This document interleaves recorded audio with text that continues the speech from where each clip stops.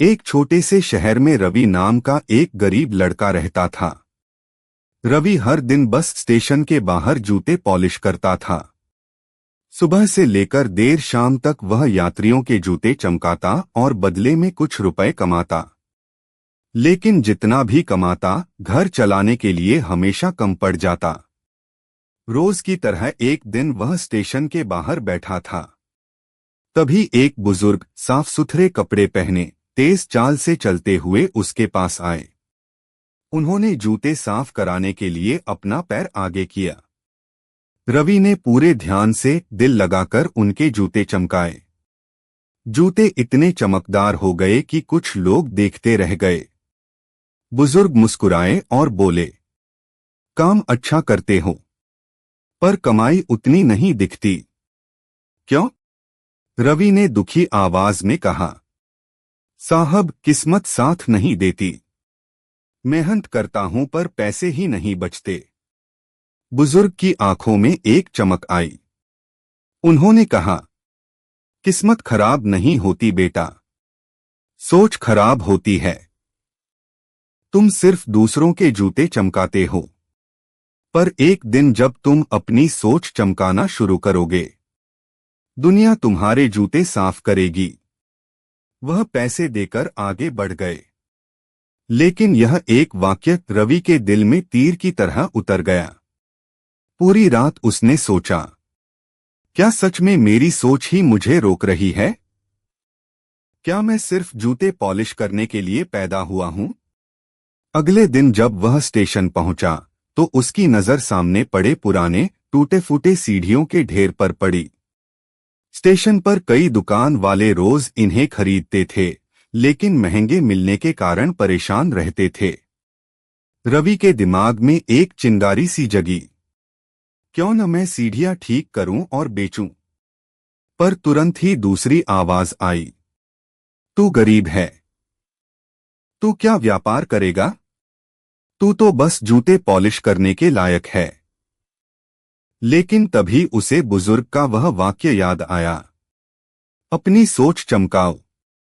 उसने फैसला कर लिया। वह उसी शाम आसपास से पुराने लकड़ी के टुकड़े, फेंके हुए हिस्से, कीलें इकट्ठी करने लगा।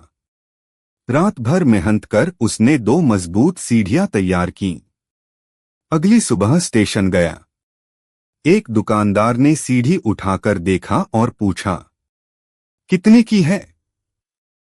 रवि ने डरते हुए कहा, 80 रुपए।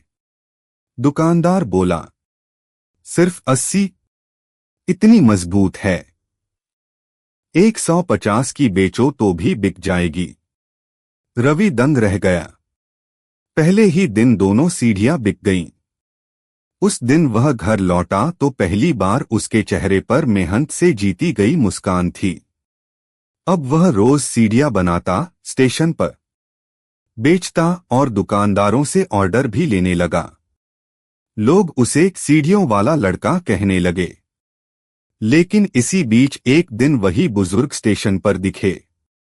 रवि दौड़कर उनके पास गया और बोला, साहब, आपकी बातों ने मेरी जिंदगी बदल दी।